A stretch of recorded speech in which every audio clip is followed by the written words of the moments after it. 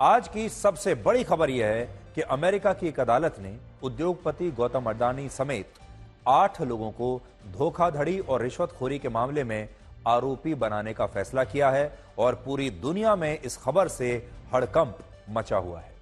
इन 8 आरोपियों में गौतम अडानी, अडानी ग्रुप के संस्थापक और चेयरमैन हैं, सागर अडानी, अडानी ग्रीन कंपनी के एग्जीक्यूटिव डायरेक्टर हैं और गौतम अडानी के भाई राजेश अडानी के बेटे हैं और उनकी उम्र लगभग 30 वर्ष है। इनमें विनीत जैन का भी नाम है जो अडानी ग्रुप के पूर्व सीईओ हैं। गौतम अडानी पर आरोप है कि उन्होंने अमेरिका के निवेशकों के पैसे से भारत में सरकारी अधिकारियों को रिश्वत दी और यह रिश्वत भी उन प्रोजेक्ट्स के लिए दी गई जिसमें 20 वर्षों में अडानी ग्रुप की एक कंपनी को $2 बिलियन यानी भारतीय रुपयों में अगर हम कैलकुलेट करें तो लगभग 16,881 करोड़ रुपए का मुनाफा होने का अनुमान है।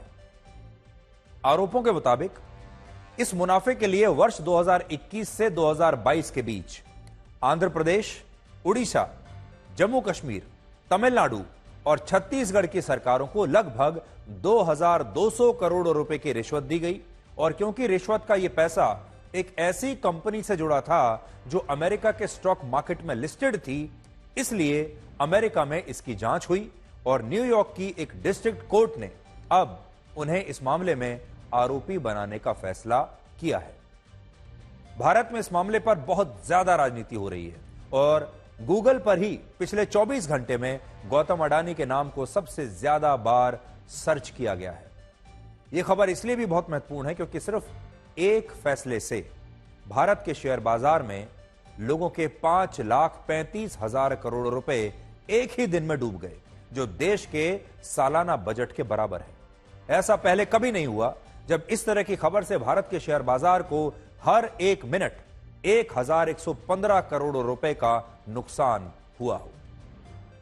भारत के शेयर बाजार में आज बहुत बड़ा विस्फोट हुआ और इससे अडानी ग्रुप की कंपनियों को 2,20,000 करोड़ रुपए का नुकसान एक ही दिन में हो गया और इस खबर से पहले अडानी ग्रुप की कंपनियों की मार्केट वैल्यू 14,31,000 करोड़ रुपए थी, जो अब घटकर 12,10,000 करोड़ रुपए रह गई है। और गौतम अडानी दुनिया के सबसे अमीर लोगों की सूची में 22वें स्थान से खिसक कर अब 25वें स्थान पर पहुंच गए।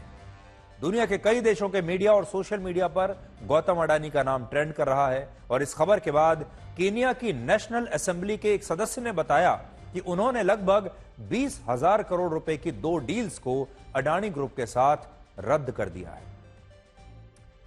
लेकिन आप भी लगातार ये सोच रहे होंगे कि जो हो रहा है ये तो बहुत बड़ा है। स्टॉक मार्केट में आज 5.5 लाख करोड़ रुपया लगभग लोगों का डूब गया। भारत में इस पर जबरदस्त राजनीति हो रही है, लेकिन भारत की जनता, भारत के निवेशक और आप सब यानी हमारे दर्शक अभी तक ये नहीं समझ पाए होंगे कि ये पूरा मामला क्या है। गौतम अडानी भारत के उद्योगपति हैं, लेकिन यह मामला अमेरिका की अदालत तक कैसे पहुंच गया और गौतम अडानी जो इन राज्यों का नाम लिया जा रहा है, इन राज्यों में सरकारी अधिकारियों को रिश्वत क्यों दे रहे थे, ये आरोप उन पर क्यों लगे हैं। तो आज हम सरल भाषा में यह पूरा मामला आपको समझाएंगे और आपको बताएंगे कि इस मामले की जांच सबसे पहले तो अमेरिका तक कैसे पहुंच गई, अमेरिका इस मामले की जांच क्यों कर रहा है। तो यह पूरा मामला सोलर एनर्जी के कुछ बड़े प्रोजेक्ट्स के बारे में है। दिसंबर 2019 से जुलाई 2020 के बीच भारत सरकार की एक कंपनी ने लेटर ऑफ अवार्ड जारी किए, जिसे आम भाषा में एग्रीमेंट या समझौता कहते हैं। भारत सरकार की इस कंपनी का नाम है solar energy corporation of India limited. यह लेटर ऑफ अवार्ड जिन 2 कंपनियों के लिए जारी हुए, उनमें एक कंपनी गौतम अडानी की है जिसे अडानी ग्रीन्स एनर्जी लिमिटेड कहते हैं और दूसरी कंपनी मॉरिशस की है जिसे एज्योर पावर ग्लोबल लिमिटेड कहते हैं। आरोप है कि इन दोनों कंपनियों का एक दूसरे के साथ एक अनौपचारिक करार था, यानी एक दूसरे के साथ एक अनौपचारिक समझौता था और 2019 और 20 में भारत सरकार ने इन दोनों ही कंपनियों को कुल मिलाकर 12 गीगावाट की सोलर एनर्जी का उत्पादन करने की इजाजत दी थी। इनमें 8 गीगावाट की सोलर एनर्जी का उत्पादन गौतम अडानी की कंपनी को करना था और 4 गीगावाट की सोलर एनर्जी का उत्पादन मॉरिशस की इस कंपनी को करना था। उस समय गौतम अडानी ने खुद इसे दुनिया का सबसे बड़ा सोलर एनर्जी एग्रीमेंट बताया था। गौतम अडानी की कंपनी और मॉरिशस की इस कंपनी के इस एग्रीमेंट से दोनों ही ये बहुत उत्साहित थे। बाद में यही एग्रीमेंट सबके लिए एक चुनौती और मुसीबत बन गया। भारत सरकार की जिस कंपनी ने या जिस सरकारी उपक्रम ने अलग अलग राज्य सरकारों से इस बिजली को खरीदने के लिए बात की, उसकी ज्यादा दरों के कारण कोई भी राज्य की सरकार इन कंपनियों के साथ समझौता करने के लिए तैयार नहीं हुई। यानी भारत सरकार ने एक ऐसा सिस्टम बनाया कि जिस भी राज्य सरकार को सोलर एनर्जी खरीदनी है, खरीदने के लिए एक कंपनी बना दी। उस कंपनी के जरिए ये खरीदारी की जाएगी सोलर एनर्जी की, और जो दाम तय किया गया जिस पर गौतम अडानी और मॉरिशस की उस कंपनी को ये कॉन्ट्रैक्ट मिला, उस दाम पर कोई भी राज्य सरकार सोलर एनर्जी खरीदने के लिए तैयार नहीं हुई और उन्होंने कहा कि हम इतने महंगे दाम पर नहीं खरीदेंगे। विपक्षी दल आरोप लगा रहे हैं कि यहां भारत सरकार की कंपनी गौतम अडानी की कंपनी की मदद कर रही थी, लेकिन सच यह है कि हमारे देश में बिजली की आपूर्ति ऐसे ही की जाती है। जब बिजली की आपूर्ति होती है, खरीद फरोख्त होती है, तो यही सिस्टम फॉलो किया जाता है। हमारे देश में कोई भी प्राइवेट कंपनी सीधे किसी सरकार को बिजली नहीं बेच सकती। इन दोनों के बीच भारत सरकार की एक कंपनी का होना जरूरी होता है, और इस मामले में भी भारत सरकार की एक कंपनी अलग अलग राज्यों से इस सोलर एनर्जी को खरीदने के लिए बात कर रही थी। आरोप है कि जब महंगी दरों के कारण राज्य सरकारों से कोई समझौता नहीं हुआ, तो गौतम अडानी ने भारत की राज्य सरकारों और सरकारी अधिकारियों को रिश्वत देने की बात कही, और इसमें मॉरिशस की यह कंपनी भी उनका साथ दे रही थी। न्यूयॉर्क की डिस्ट्रिक्ट कोर्ट के दस्तावेजों में लिखा है कि रिश्वत देने के कारण गौतम अडानी की कंपनी अडानी ग्रीन और मॉरिशस की कंपनी को कुछ ही महीनों में कई राज्य सरकारों से सोलर एनर्जी के बड़े बड़े प्रोजेक्ट्स मिल गए। इन राज्यों में कौन से राज्य हैं, जरा वो भी नोट कर लीजिए। आंध्र प्रदेश, उड़ीसा, जम्मू कश्मीर, तमिलनाडु और छत्तीसगढ़ ये वो राज्य थे जहां उन्हें ये बड़े प्रोजेक्ट्स मिल गए। आरोप है कि इन राज्यों में सोलर एनर्जी के प्रोजेक्ट्स हासिल करने के लिए लगभग 2200 करोड़ रुपए की रिश्वत दी गई। इनमें 638 करोड़ रुपए की रिश्वत मॉरिशस की कंपनी को देनी थी और लगभग 1500 करोड़ रुपए की रिश्वत गौतम अडानी की कंपनी को देनी थी। इसके अलावा यह भी आरोप है कि रिश्वत का सबसे बड़ा हिस्सा आंध्र प्रदेश की सरकार को मिला और यह रिश्वत 2029 करोड़ रुपए की थी। तो सोचिए 2000 करोड़ रुपए तो एक ही सरकार ले गई, 2039 करोड़। हमारे देश में ऐसी खबरों को लेकर राजनीति तो बहुत होती है, लेकिन कोई इन खबरों की जड़ में असल में जाता नहीं। और यह बात हम इसलिए कह रहे हैं कि जुलाई 2021 से फरवरी 2022 के बीच जिन राज्य सरकारों ने गौतम अडानी और उनकी सहयोगी कंपनी को मिलने वाले प्रोजेक्ट्स के लिए केंद्र सरकार की कंपनी के साथ कॉन्ट्रैक्ट किया, समझौता किया, उन राज्यों में विपक्ष और गैर बीजेपी दलों की सरकारें थीं, वहां पर बीजेपी की सरकार नहीं थी। तो आज एक बड़ा सवाल यह आता है कि यह आरोप कि बीजेपी गौतम अडानी को मदद कर रही है, यह साबित कैसे हो? आंध्र प्रदेश में वाईएसआर कांग्रेस की सरकार थी, छत्तीसगढ़ में कांग्रेस की सरकार थी, तमिलनाडु में डीएमके की सरकार थी, उड़ीसा में बीजू जनता दल की सरकार थी और जम्मू कश्मीर में राष्ट्रपति शासन था और वहां के उपराज्यपाल उस समय भी मनोज सिन्हा ही थे। ये वो राज्य हैं जहां की राजनीतिक पार्टियां हैं, उनके शासन में हुए समझौतों के दौरान गौतम अडानी पर सरकारी अधिकारियों को रिश्वत देने के आरोप लगे हैं। और इन दस्तावेजों में यह भी लिखा है कि जिन सरकारी अधिकारियों को रिश्वत दी गई उनसे गौतम अडानी ने खुद जाकर मुलाकात की थी। आंध्र प्रदेश में यह मुलाकात 3 बार हुई और आरोप है कि गौतम अडानी इन राज्यों में सोलर एनर्जी से जुड़े प्रोजेक्ट्स हासिल करने के लिए खुद सबको रिश्वत दे रहे थे। यहां आपको यह स्पष्ट कर दें, ये आरोप हैं, ये उन दस्तावेजों में लिखा है जो अदालत में पेश किए गए हैं और इन सभी राज्यों में गैर बीजेपी दलों और विपक्षी पार्टियों की सरकारें थी। ये सारी बातें अमेरिका की डिस्ट्रिक्ट कोर्ट ने अपनी तरफ से बताई हैं, जबकि इन विपक्षी पार्टियों ने इन आरोपों को पूरी तरह से गलत बताया है। तमिलनाडु के बिजली मंत्री पावर मिनिस्टर सेंथिल बालाजी ने कहा है कि उनके राज्य का गौतम अडानी की कंपनी से कोई लेना देना नहीं है और उनके पास सिर्फ केंद्र सरकार की कंपनी से बिजली खरीदने का समझौता है। उन्होंने अपना बयान दिया है। வணிக ரீதியான தொடர்புகள் எந்த வகையிலும் हमारा अडानी से सीधा कोई संबंध नहीं है। हमने अपनी शक्ति और क्षमता को ध्यान में रखा और राज्य सरकार के जो भी कॉन्ट्रैक्ट हुए वो एसईसीआई के साथ हुए। तमिलनाडु और एसईसीआई के बीच 1500 मेगावाट पावर के लिए कॉन्ट्रैक्ट हुआ। அந்த அமைப்புகளோடு 1500 மெகாவாட்।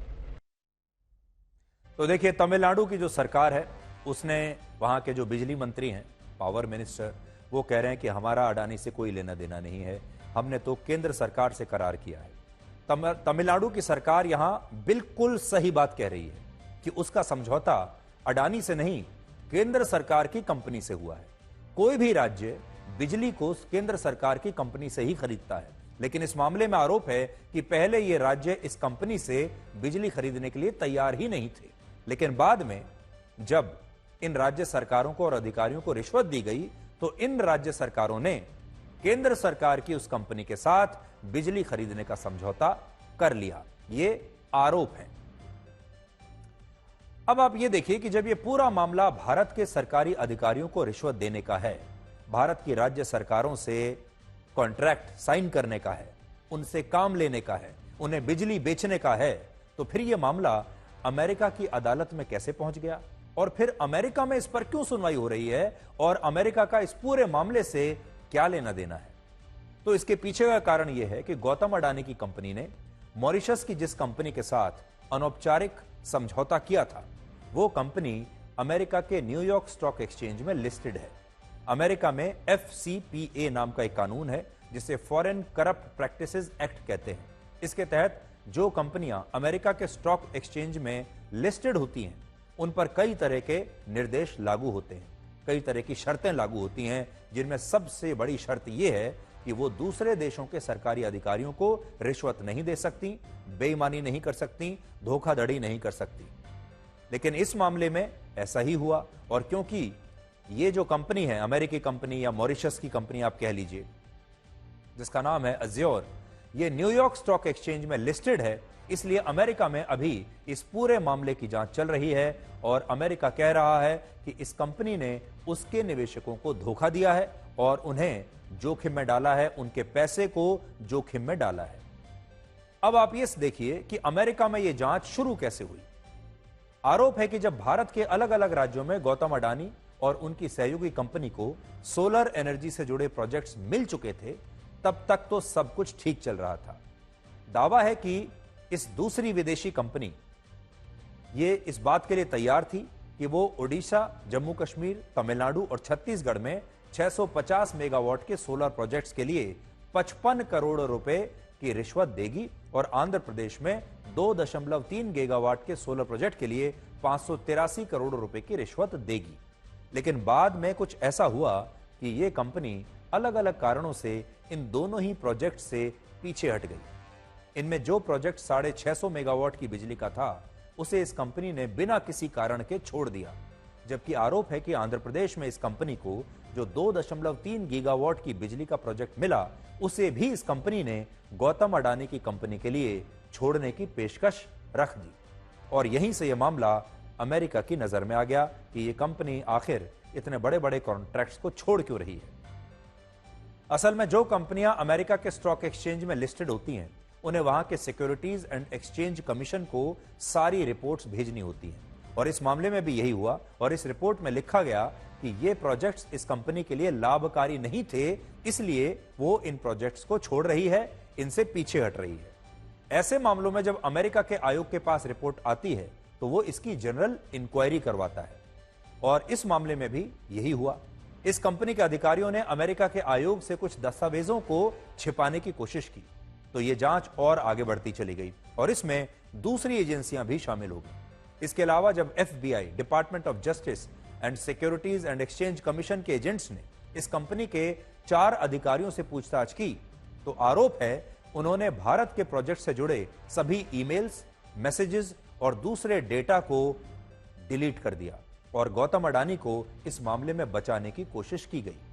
जिन 4 अधिकारियों पर गौतम अडानी को बचाने के आरोप हैं, उनके नाम है सिरिल कैबिनीज, सौरभ अग्रवाल, दीपक मल्होत्रा और रूपेश अग्रवाल। इन लोगों ने एफबीआई को यह बयान दिया कि गौतम अडानी ने इस कंपनी के साथ मिलकर भारत में सोलर प्रोजेक्ट्स हासिल करने के लिए सरकारी अधिकारियों को रिश्वत दी थी और इसी बयान के आधार पर 24 अक्टूबर 2024 को यह मामला न्यूयॉर्क की डिस्ट्रिक्ट कोर्ट में पहुंच गया। अमेरिका की अदालत का कहना है कि जब गौतम अडानी और यह विदेशी कंपनी के बीच सरकारी अधिकारियों को पैसा देने की जब बात होती है तो वो एक दूसरे के लिए कोड वर्ड का इस्तेमाल करते थे। गौतम अडानी का कोड वर्ड था मिस्टर ए और बिग मैन, जबकि विनीत जैन का कोड वर्ड था वी और स्नेक। अगर बात सिर्फ भारत के सरकारी अधिकारियों को रिश्वत देने की होती तो यह मामला यहां तक नहीं पहुंचता। यह मामला इसलिए इतना बड़ा बना क्योंकि इसमें अमेरिका के निवेशकों का पैसा लगा हुआ था, उनका पैसा फंसा हुआ था। और वो कैसे हुआ, अब ये समझिए। असल में एक तरफ तो ये जो कंपनी है एज्योर, ये न्यूयॉर्क के स्टॉक एक्सचेंज में लिस्टेड थी। दूसरी तरफ गौतम अडानी खुद अमेरिका के बाजार से पैसा उठा रहे थे। उन्होंने बॉन्ड्स के जरिए अमेरिका के निवेशकों से 6,254 करोड़ रुपए इकट्ठा किए और लोन के जरिए 11,000 करोड़ रुपए इकट्ठा किए। ये लोन अमेरिका के अलग अलग वित्तीय संस्थानों से लिया गया और आरोप है कि इस लोन को हासिल करने के लिए और बॉन्ड्स के जरिए अमेरिका के निवेशकों से पैसा जुटाने के लिए गौतम अडानी की कंपनियों ने गलत जानकारी दी और अमेरिका के कानूनों का उल्लंघन किया, जिसकी वजह से अमेरिका में अब इस पूरे मामले की जांच चल रही है। अब देखिए, इन आरोपों पर अडानी ग्रुप ने अपना स्पष्टीकरण दिया है और उन्होंने 5 बड़ी बातें कही हैं। इसमें आप देखिए कि गौतम अडानी क्या कहते हैं, वो मैं आपको अभी बताता हूं। पहली बात, अडानी ग्रुप ने इन सभी आरोपों को गलत और बेबुनियाद बताया है। दूसरा, अडानी ग्रुप का कहना है कि जब तक आरोप सिद्ध नहीं हो जाते तब तक उसे दोषी नहीं ठहराया जा सकता। तीसरा, अडानी ग्रुप इस मामले में सभी कानूनी विकल्पों पर विचार कर रहा है। चौथा, अडानी ग्रुप पारदर्शिता के साथ काम करता है। और पांचवां, अडानी ग्रुप ने अपने पार्टनर्स, हितधारकों और कर्मचारियों से कहा है कि उन्हें अडानी ग्रुप पर अपना भरोसा बनाए रखना चाहिए।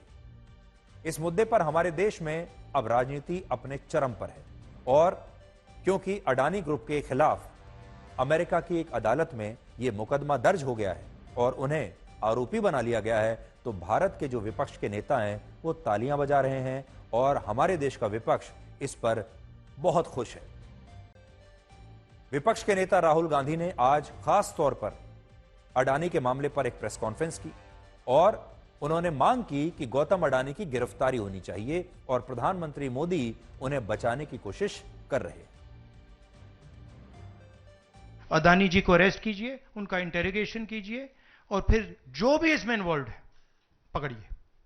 और एंड में मैं आपको बता रहा हूं, नरेंद्र मोदी जी का नाम निकलेगा, क्योंकि बीजेपी की पूरी फंडिंग, पूरा फंडिंग स्ट्रक्चर इस व्यक्ति के हाथ में है। इसीलिए प्रधानमंत्री चाहे भी कुछ नहीं कर सकते हैं।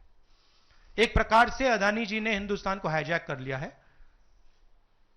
हिंदुस्तान अडानी जी के ग्रिप में है, इसलिए उनके हिंदुस्तान के एयरपोर्ट्स, पोर्ट्स, डिफेंस इंडस्ट्री, ये पार्टनरशिप है। एक तरफ नरेंद्र मोदी जी और एक तरफ अडानी जी। और मैं आपको यहां कह रहा हूं कि नरेंद्र मोदी जी अडानी को अरेस्ट नहीं कर सकते हैं। कैपेबिलिटी नहीं है हिंदुस्तान के प्रधानमंत्री की कि वो अडानी जी को अरेस्ट करें, क्योंकि जिस दिन उन्होंने अडानी जी को अरेस्ट किया उस दिन वो भी जाएंगे। असल में राहुल गांधी ने अडानी के इस मुद्दे को बहुत पहले ही पकड़ लिया था और उन्होंने इसे एक बहुत बड़ा चुनावी मुद्दा बना दिया। लोकसभा चुनाव में भी उन्होंने अडानी को एक बहुत बड़ा चुनावी मुद्दा बनाया और वो लगातार बीजेपी सरकार पर, मोदी सरकार पर यह आरोप लगाते हैं कि यह सरकार अडानी को बचाने की कोशिश कर रही है। और जैसे ही अमेरिका की अदालत में अडानी को आरोपी बनाया गया, आप समझ लीजिए कि राहुल गांधी को एक मौका मिल गया पूरी दुनिया को यह बताने का कि देखिए, जो मैंने कहा था बिल्कुल सही कहा था, अमेरिका भी यही बात कर रहा है। बीजेपी ने कहा है कि राहुल गांधी प्रधानमंत्री मोदी की छवि खराब करने की कोशिश कर रहे हैं। वो चंद नाम उनके पास है, चंद तरीका उनके पास है और उसी प्रकार से वो लगातार प्रेस कॉन्फ्रेंस करते हैं और मोदी जी भारतीय जनता पार्टी के ऊपर आक्षेप लगाने का प्रयास उनका रहता है। राफेल को लेकर इसी प्रकार राहुल गांधी प्रकट हुए थे कि बहुत बड़ा खुलासा होने वाला है, अब पूरे विश्व में हलचल मच गया है, चौकीदार चोर है, इत्यादि इत्यादि। मगर बाद में सुप्रीम कोर्ट में जाकर कान पकड़ करके माफी मांगनी पड़ती थी और माफीनामा भी लिख कर दिया है कि सॉरी मी लॉर्ड, मुझसे गलती हुई है। तो ये राहुल जी का एक तरीका है भारतवर्ष के ऊपर हमला करने का। इंशाल्लाह हमें मालूम है कि बहुत चीज़ों की इन्वेस्टिगेशन होगी आहिस्ता आहिस्ता, उसमें ये सब निकल आएगा। जल शक्ति का मामला भी था, आपको याद होगा, जबकि एक अफसर ने 3000 करोड़ के मामले में कहा था उसमें घपला हुआ है। आहिस्ता आहिस्ता ये सब निकलेगा, घबराने की बात नहीं। तो इस मामले में भी फ्लाइट लैंड होगी, इंशाल्लाह सब मामलों में फ्लाइट लैंड होगी। ये लोगों की हुकूमत है, लोग जानना चाहेंगे क्या हुआ है। अमेरिका में और ट्रंप प्रशासन ने उसका अरेस्ट वारंट उनको अरेस्ट करने के लिए वारंट निकाला है। ये देश के लिए, मोदी जी के लिए, पूरे बीजेपी के लिए शर्म की बात है। अडानी की वजह से मोदी जी ने इस देश को एक धब्बा लगाया है। आपको बताना चाहता हूं, हिंडनबर्ग वगैरह लोगों का जो चल रहा था ना, उनको क्लीन चिट देने वाले लोग हैं। इसलिए तो महाराष्ट्र में जो लड़ाई हुई चुनाव की कि हम महाराष्ट्र को अडानी राष्ट्र नहीं बनाना चाहते हैं। दिल्ली में अरविंद केजरीवाल जी की सरकार में भी उन्होंने घुसपैठ करने की कोशिश की। यहां भी रिश्वत खिला के अडानी ग्रीन एनर्जी के माध्यम से बिजली की सप्लाई करने की कोशिश की, लेकिन अरविंद केजरीवाल जैसे ईमानदार व्यक्ति यहां के मुख्यमंत्री थे, उन्होंने अडानी को दिल्ली में घुसने नहीं दिया। ये वारंट सिर्फ गौतम अडानी पे हुआ, सागर अडानी पे हुआ। मैं तो कहता हूं वारंट भारत के प्रधानमंत्री के खिलाफ होना चाहिए। तो हमारे भाजपा के मित्र क्यों डिफेंड करते हैं? वो बीजेपी के हैं, उनको तो लेवल प्लेइंग फील्ड में यकीन करना चाहिए। लेकिन अडानी के को डिफेंड करना एक तरह से उन्होंने कर्तव्य सा बना लिया। फिर ये सवाल उठेगा, पार्लियामेंट्री प्रोटोकॉल के तहत तमाम जो इंस्ट्रूमेंट है उनका इस्तेमाल होगा, सवाल तो जरूर उठेगा। अडानी को मोदी जी प्रोटेक्ट करते हैं, ये बिल्कुल सही बात है। और ये बात भी, इस बात का भी मैं समर्थन करता हूं कि पूरे प्रकरण की जेपीसी के द्वारा जांच होनी चाहिए। इस बात की समर्थन करता हूं मैं। जहां तक के संबित पात्रा जो आरोप लगाए हैं वो बेबुनियाद है, मनगढ़ंत है। छत्तीसगढ़ में जितने भी अडानी को खदान मिले हैं, पावर प्लांट मिले हैं, वो सब भारतीय जनता पार्टी के शासनकाल में, या तो राज्य सरकार में रमन सिंह जब मुख्यमंत्री थे तब मिला, या केंद्र सरकार में 2015 में 14 के बाद जब प्रधानमंत्री बने मोदी, तब उसके बाद मिला है। अब देखिए, धीरे धीरे भारत की जो राजनीति है वो उबल रही है। के चंद्रशेखर राव की पार्टी बीआरएस ने एक एआई जनरेटेड फोटो पोस्ट करते हुए प्रधानमंत्री मोदी और राहुल गांधी को एक ही सिक्के के दो पहलू बताया है और लिखा है कि राहुल गांधी तेलंगाना में अडानी और मुख्यमंत्री रेवंत रेड्डी की संदिग्ध डील पर तो चुप रहते हैं और केंद्र में मोदी और अडानी की दोस्ती पर हमला करते हैं, जबकि उन्हीं के राज्य में यानी तेलंगाना में अडानी को लगातार काम मिल रहा है। इस मामले में एक बात और भी बहुत महत्वपूर्ण है और वो है उस अटॉर्नी का नाम जिन्होंने न्यूयॉर्क की डिस्ट्रिक्ट कोर्ट में यह फैसला सुनाया है। उस अटॉर्नी का नाम है ब्रायन पीस। ये न्यूयॉर्क के ईस्टर्न डिस्ट्रिक्ट के अटॉर्नी हैं और उन्होंने ही इस मामले में गौतम अडानी समेत 8 लोगों को आरोपी बनाया है। अमेरिका में अटॉर्नी के पद पर नियुक्त अधिकारियों को राष्ट्रपति द्वारा चुना जाता है और इन्हें भी राष्ट्रपति जो बाइडेन ने चुना था। तो आप ये कह सकते हैं कि ये जो बाइडेन के चुनने के बाद, मतलब इन्हें जो बाइडेन ने यहां बैठाया है। इसके अलावा ब्रायन पीस डेमोक्रेटिक पार्टी के सेनेटर चक शूमर के काफी करीबी हैं और चक शूमर के मशहूर उद्योगपति जॉर्ज सोरोस के बेटे के साथ बहुत गहरे संबंध है और जॉर्ज सोरोस कई बार भारत में सरकार बदलने की बात कह चुके हैं। जॉर्ज सोरोस को भारत का यह लोकतंत्र बिल्कुल पसंद नहीं है और वो भारत में जिस तरह से लोकतंत्र चल रहा है उसे अस्थिर बनाना चाहते हैं। इस तरह के आरोप उन पर लग चुके हैं। यानी इस पूरे मामले पर आपको जॉर्ज सोरोस की छाप जरूर मिलेगी। अमेरिका के राष्ट्रपति जो बाइडेन का कार्यकाल अब सिर्फ 2 महीने का बचा है, लेकिन इससे पहले कि उनका यह कार्यकाल खत्म हो, वो इन 2 महीनों में ही उनके द्वारा नियुक्त अटॉर्नी से उन्होंने इतना बड़ा फैसला सुनाया है। यह भी एक कनेक्शन हो सकता है कि जो बाइडेन की जो सरकार है और उनका जो प्रशासन है वो इस समय अचानक से चुनाव हारने के बाद खास तौर पर भारत विरोधी हो गया हो और उन्होंने ये सोचा हो कि अपने इन आखिरी 2 महीनों में वो कुछ ऐसा करें जो कि भारत की सरकार के लिए मुश्किलें पैदा कर सके, भारत के एक उद्योगपति के लिए मुश्किलें पैदा कर सके, और ये काम वो कर रहे हैं। अगर आप थोड़ा और पीछे जाएं, अभी कुछ ही महीने पहले खालिस्तानी समर्थक गुरपतवंत सिंह पन्नू के मामले में भी अमेरिका ने राष्ट्रीय सुरक्षा सलाहकार अजीत डोवल का नाम वहां के एक मुकदमे में शामिल किया था। भारत के और कई अधिकारियों का नाम उसमें शामिल उन्होंने किया और लगातार वो दबाव बना रहे थे कि वो पन्नू के मामले में अब जांच को और आगे बढ़ाना चाहते हैं। तो यानी कई महीनों से ऐसा चल रहा है जो अमेरिका में अमेरिका की सरकार और प्रशासन लगातार ऐसी चीजें कर रही है जिससे भारत सरकार के लिए मुश्किलें पैदा हों, भारत सरकार का नाम खराब हो और भारत में किसी न किसी प्रकार की जो अस्थिरता है वो पैदा हो जाए।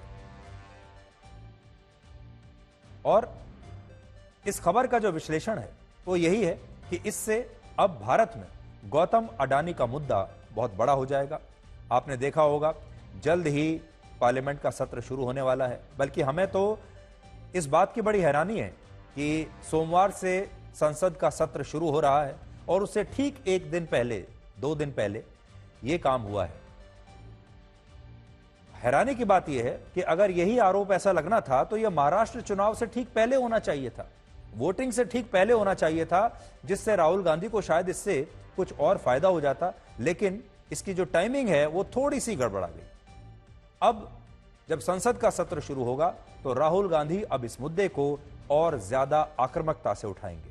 और एक और बड़ी बात जो चिंता की है वो ये कि इससे भारत की अर्थव्यवस्था को नुकसान पहुंचेगा, भारत के शेयर बाजार में अस्थिरता आएगी और भारत का जो निवेशक है उसे भी इसका काफी नुकसान झेलना पड़ सकता है। जैसे हमने आपको आज बताया कि एक ही दिन में आज भारत के शेयर बाजार में लगभग 5.5 लाख करोड़ रुपए डूब गए। अब ये 5.5 लाख करोड़ रुपए किसके हैं? ये भारत के निवेशकों के हैं, भारत की जनता के हैं जिन्होंने ये पैसा लगाया हुआ था। अकेले अडानी के 2 लाख करोड़ रुपए से ज्यादा जो उनका पैसा है वो डूब गया।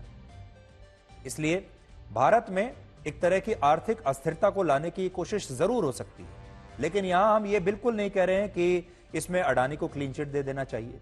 एक और बात जो आपको समझनी होगी वो ये, हमारे देश में अमेरिका की एक डिस्ट्रिक्ट कोर्ट ने अभी गौतम अडानी को सिर्फ आरोपी बनाया है और उन्होंने अपने हिसाब से लंबा चौड़ा दस्तावेज जो बनाए हैं उसमें अपने हिसाब से उन्होंने दुनिया भर के आरोप लगा दिए हैं। हमने बिना ट्रायल के, हमारे देश के जो बड़े बड़े नेता हैं, हमने बिना ट्रायल के, बिना आखिरी फैसला आए अमेरिका की इस डिस्ट्रिक्ट कोर्ट के अभी तक के इस फैसले को अंतिम सत्य मान लिया। लेकिन क्या आप जानते हैं कि जो हिंडनबर्ग ने आरोप लगाए थे हिंडनबर्ग की रिपोर्ट में, उसके सारे आरोपों की जांच हमारे देश के सुप्रीम कोर्ट में हो चुकी है। उसकी जांच हमारे देश में सेबी कर चुका है। सुप्रीम कोर्ट ने इसमें कुछ नहीं पाया था, सेबी ने भी अभी तक इसमें कुछ ऐसी कोई बात नहीं पाई जिसमें गौतम अडानी को दोषी माना जा सके। आज बड़ी बात क्या है? बड़ी बात यह है, हम अपने देश की अदालतों के फैसलों को नहीं मानते, हम अपने ही देश में सुप्रीम कोर्ट के फैसले को नहीं मानते, हम अपने ही देश में सेबी के फैसलों को नहीं मानते, सेबी की जांच को नहीं मानते। लेकिन अमेरिका की एक डिस्ट्रिक्ट कोर्ट में एक मामले को सिर्फ अभी उन्होंने स्वीकार किया है और सिर्फ गौतम अडानी को आरोपी बनाया है। अभी तो आरोपी सिर्फ बनाया है, अभी यह मामला आगे तक चलेगा। गौतम अडानी भी अपना केस लड़ेंगे। आरोपी बनाने पर ही हमारे देश में बड़ी संख्या में लोग ऐसे हैं और खासतौर पर जो नेता हैं, उन्होंने पहले ही ये मान लिया कि गौतम अडानी दोषी हैं और असल में उन्हें गौतम अडानी से कुछ लेना देना नहीं। असली निशाना है प्रधानमंत्री नरेंद्र मोदी। और हमारे देश के जो नेता हैं वो इस पूरे मामले में इसलिए दिलचस्पी दिखा रहे हैं, क्योंकि उनका निशाना गौतम अडानी नहीं, गौतम अडानी तो बीच में फंस गए। उनका निशाना है प्रधानमंत्री नरेंद्र मोदी। और क्योंकि वो इसे पहले ही इतना बड़ा चुनावी मुद्दा बना चुके हैं, इसलिए जो कुछ अमेरिका की डिस्ट्रिक्ट कोर्ट में हुआ है ये राहुल गांधी और उनके सहयोगियों को सूट करता है। लेकिन इसके बावजूद एक बात हम जरूर कहना चाहेंगे, जांच होनी चाहिए, जांच निष्पक्ष होनी चाहिए। जांच चाहे आप भारत में कीजिए, अमेरिका में कीजिए, दुनिया की किसी और संस्था से कराइए, जांच तो होनी चाहिए। भारत में 140 करोड़ लोग रहते हैं और वो ये जरूर जानना चाहेंगे कि भारत का इतना बड़ा उद्योगपति जो है उस पर जो आरोप लग रहे हैं वो सही हैं या गलत है।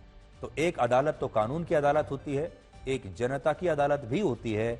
और गौतम अडानी के लिए ये बहुत महत्वपूर्ण होगा कि वो कानून की अदालत में भी क्लीन चिट लें, लेकिन साथ ही जनता की अदालत में भी इतना भरोसा लेकर आएं कि वहां भी उन्हें क्लीन चिट मिल जाए और लोग उनके बारे में जो आरोप लगाते हैं वो हमेशा के लिए चुप हो जाएं।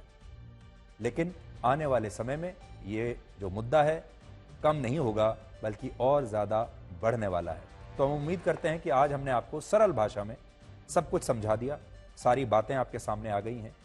दो ही बातें इसमें बड़ी आती हैं, एक ये मामला अमेरिका में कैसे पहुंचा हमने आपको बता दिया, और दूसरी बात कि जिन राज्य सरकारों से गौतम अडानी पर आरोप लग रहे हैं कि उन्होंने वहां से काम लिया, कॉन्ट्रैक्ट लिए और उन्होंने रिश्वत दी, वो सारी राज्य सरकारें गैर बीजेपी की सरकारें हैं, वो सारी जो हैं दूसरे विपक्षी दलों की सरकारें हैं। तो इन विपक्षी दलों को अपनी सरकारों और वहां काम करने वाले अधिकारियों की भी जांच करनी चाहिए।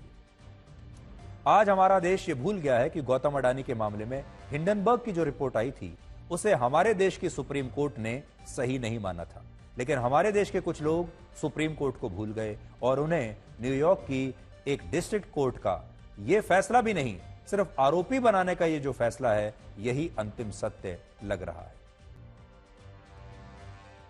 अब आपसे एक सवाल पूछते हैं, क्या आप भी हर रोज सुबह उठने के बाद थका हुआ महसूस करते हैं और निराश महसूस करते हैं? क्या आप हफ्ते के 7 दिन, पूरा महीना और पूरे साल ऐसे ही थके रहते हैं? वीकेंड पर आराम करते हैं लेकिन सोमवार को भी थका हुआ ही महसूस करते हैं। लंबी छुट्टी पर, वेकेशन पर जाने के बाद भी जब वापस लौटते हैं तब भी ऐसे ही थके रहते हैं। इसका मतलब है कि आपका शरीर थका हुआ नहीं है, बल्कि आपका मन थका हुआ है। 42 साल पहले वर्ष 1982 में एक फिल्म आई थी जिसका नाम था चलती का नाम जिंदगी। यह फिल्म अगर आज के दौर में बनती तो शायद इसका नाम होता थकावट का नाम जिंदगी, क्योंकि अब थकावट ही जिंदगी का दूसरा नाम बन गई है। एक नए सर्वे के मुताबिक दुनिया भर में ऐसे लोगों की संख्या 20% से ज्यादा हो गई है जो हर वक्त थका हुआ महसूस करते हैं। भारत में स्थिति और भी ज्यादा गंभीर है। भारत में 48% लोग ऐसे हैं जो अक्सर खुद को थका हुआ, उदास और निराश महसूस करते हैं। सोचिए, भारत की लगभग आधी आबादी ऐसी है जो हर समय थके रहते हैं, निराश रहते हैं और उदास रहते हैं। तो क्या हमारा देश उदास और निराश लोगों का देश बनता जा रहा है? क्या थके हुए लोगों का देश बनता जा रहा है? ये वो लोग हैं जिन्हें प्रतिदिन 8 घंटे सोने के बाद भी ऐसा लगता है सुबह उठकर कि उनका शरीर थका हुआ है और उनके शरीर में जान ही नहीं है, उठने का मन ही नहीं करता, दफ्तर जाने का, काम करने का मन नहीं करता। हमारा समाज ऐसे लोगों को आलसी और कामचोर भी कहता है। लेकिन क्या आपको पता है कि जो लोग हर समय थका हुआ महसूस करते हैं वो असल में मानसिक अवसाद का शिकार होते हैं। ब्रिटेन की नेशनल हेल्थ सर्विस के मुताबिक थकान शारीरिक नहीं बल्कि एक मानसिक समस्या है। अगर छुट्टियों के बाद दफ्तर जाते हुए, रोजमर्रा का कोई काम करते हुए या कई घंटे आराम करने के बाद भी आपको अपना हर काम थकाऊ और उबाऊ लगता है तो आपकी ये थकावट शारीरिक नहीं है, ये कुछ और है। ये थकावट मानसिक है और इस मानसिक थकावट के पीछे आपकी वो भावनाएं हैं जिन्हें आप खुलकर व्यक्त करने से डरते हैं, जिनके बारे में खुलकर किसी को आप बता नहीं सकते। अगर आप किसी को लंबे समय तक अपने मन में रखते हैं, किसी बात को लंबे समय तक मन में रखते हैं, अगर आप खुद को बार बार भावुक होने से और खुद को रोने से अक्सर रोकने की कोशिश करते हैं, आपके अंदर जो गुबार है अंदर उसे आप बाहर नहीं आने देते, अगर आप हर बार अपने गुस्से को मन के अंदर ही दबा लेते हैं, अगर आप अपने परिवार, रिश्तेदारों और दोस्तों में खुद को अपमानित महसूस करते हैं और इस अपमान पर अक्सर चुप रहते हैं। अगर आप अपने पार्टनर के प्रति अपनी नाराजगी व्यक्त नहीं कर पाते तो आपका हर समय थके रहना, थका हुआ महसूस करना बिल्कुल स्वाभाविक है। भावनाओं को व्यक्त करने की बजाय जब उन्हें दबाया जाता है तो इससे मानसिक अवसाद बढ़ जाता है और यही अवसाद हर समय की थकावट का सबसे बड़ा कारण होता है। बहुत कम लोग इस बात को समझते हैं कि शारीरिक थकान कभी भी इंसान को परेशान नहीं करती। और आप अपने आप से भी पूछ के देखिएगा, जब आपको शारीरिक थकान होती है तो वो आपको परेशान नहीं करती। जब कोई मजदूर या किसान दिन भर खेतों में काम करके अपने घर लौटता है तो उसकी शारीरिक थकावट कुछ घंटों के आराम से दूर हो जाती है। वो इस थकावट के बाद भी खुश रहता है, उदास और निराश नहीं होता। जब आप जिम जाते हैं और लगातार वर्कआउट करते हैं और शरीर आपका टूटता है और शरीर में दर्द होता है, तब आप उदास और निराश नहीं होते। उस दर्द से भी आप अगले दिन ठीक हो जाते हैं और फिर से जिम जाते हैं। यह थकावट मांसपेशियों की होती है, लेकिन जो थकावट मानसिक होती है वो आराम करने से भी कभी नहीं जाती। आज आप एक हफ्ते क्या, एक महीने तक अपने दफ्तर मत जाइए, वेकेशन पर चले जाइए, कोई काम मत कीजिए, लेकिन इसके बाद भी जब आप वापस आएंगे तो आपको यही लगेगा कि आप अब भी थके हुए। और इसका कारण यह है कि आपने खुद को मानसिक रूप से शायद बांध कर रखा हुआ है। भारत में 60% लोग कभी भी खुलकर अपनी भावनाओं को व्यक्त नहीं कर पाते और यही घुटन उन्हें मानसिक रूप से थकाने वाली होती है। इसके कारण अलग अलग हो सकते हैं, सामाजिक कारण हो सकते हैं, पारिवारिक कारण हो सकते हैं, आपका अपना एक स्वभाव हो सकता है, किसी चीज का डर हो सकता है, रिश्ते टूटने का डर हो सकता है, अपनी छवि खराब होने का डर हो सकता है। यूरोप के देशों में अक्सर इसे बर्नआउट का नाम दिया जाता है और इसमें सब कुछ आपके मस्तिष्क पर निर्भर करता है। बर्नआउट में वो स्थिति होती है जब आप काम करते करते करते थक जाते हैं, आप अपने काम को एंजॉय नहीं करते और धीरे धीरे आपकी मानसिक थकान बढ़ती चली जाती है। फिर आप अपने दफ्तर में काम के प्रति कोई दिलचस्पी आपकी नहीं रहती और आपको हर समय यह लगता है कि आप काम छोड़ दें, आप नौकरी छोड़ दें और घर बैठ जाएं। इंसानों का दिमाग शरीर की लगभग 20% ऊर्जा का इस्तेमाल करता है और यही आपको बताता है कि आप कब और किस स्थिति में कैसा महसूस करते हैं। हमारे मस्तिष्क में डोपामाइन नाम का एक हार्मोन होता है जो रिवॉर्ड की तरह काम करता है, मतलब इनाम की तरह काम करता है और यही इनाम जो रिवॉर्ड होता है आपको प्रसन्नता या खुशी का एहसास कराता है। लेकिन जब कोई व्यक्ति अपराध बोध में होता है, किसी रिश्ते में घुटन महसूस करता है, किसी दफ्तर में खुद को दबा हुआ पाता है, खुद से खुश नहीं होता या किसी दर्द या गम में होता है, तो ये अपराध बोध उसे थका हुआ महसूस कराता है। और अभी भारत में बहुत सारे लोगों के साथ यही हो रहा है। उन्हें लगता ही नहीं कि उनके जीवन में उनकी कोई उपलब्धि है, उन्हें लगता ही नहीं कि उनके जीवन में उन्होंने कोई सही काम किया है और उनके पूरे जीवन में हर दिन, हर हफ्ते, महीने और सालों साल उन्हें ऐसा नहीं लगता कि उन्होंने कोई भी उपलब्धि हासिल की है, उन्हें किसी भी चीज का इनाम मिला है, उन्हें कभी किसी ने ये कहा है बधाई हो, कांग्रेचुलेशंस, आपने आज ये काम कर दिखाया। उनके जीवन में ये शब्द आता ही नहीं। आज अगर हमारे देश के बहुत सारे लोग मोबाइल फोन पर घंटों रील्स देखते रहते हैं, जंक फूड खा रहे हैं, छोटी से छोटी चीज की तस्वीरें खींचकर सोशल मीडिया पर डाल रहे हैं, तो इसका कारण यही है कि उनका मस्तिष्क यानी उनका दिमाग कई तरह की भावनाओं से घिरा होने के कारण ऐसी चीजों में प्रसन्नता, खुशी ढूंढ रहा है जो डोपामाइन नाम के हार्मोन को रिलीज करने के लिए आसान है। इसीलिए लोग जो हैं छोटी छोटी चीजों में खुशी ढूंढ रहे हैं, जबकि ये चीजें जिंदगी में महत्वपूर्ण है ही नहीं। और ऐसा भी नहीं है कि ये थकावट सिर्फ इसी पीढ़ी की समस्या है। आज से 1000 साल पहले यूरोप में जब लोग हर वक्त थका हुआ महसूस करते थे तो माना जाता था कि इन लोगों पर कोई ऊपरी साया है और ऐसे लोगों को भूत पिशाच दिखाई देते हैं, जिससे ये लोग कोई काम नहीं कर पाते। आधुनिक युग के साथ ये भ्रांतियां दूर जरूर हुई, लेकिन थकावट के असली विज्ञान को लोग आज तक समझ नहीं पाए। आज भी जब बहुत सारे लोग सुबह उठकर थका हुआ महसूस करते हैं तो इस थकावट को शारीरिक मानने लगते हैं या उन्हें लगता है कि ऐसा उनके शरीर में किसी विटामिन की कमी के कारण हो रहा है या फिर वो आलसी हो गए हैं। लेकिन सच ये है कि यह थकावट दबी हुई भावनाओं से पैदा होती है और इसीलिए जो लोग अपने जीवन में सकारात्मक सोच के साथ काम करते हैं, ईमानदार होते हैं, जो किसी अपराध बोध में नहीं होते, वो कभी भी थका हुआ महसूस नहीं करते। आज जब पूरी दुनिया में सबसे ज्यादा युवा आबादी भारत के पास है और जिस समय भारत के युवाओं को सबसे ज्यादा परिश्रम करना चाहिए, तब यही थकावट भारत के लिए एक बहुत बड़ी चुनौती बन गई है। और इसलिए आज भारत में इस थकावट को लेकर जागरूकता का होना बहुत आवश्यक है। और आखिर में थकावट पर किसी ने लिखा है, थोड़ा कम थका ए जिंदगी, मजबूर हूं मजदूर नहीं।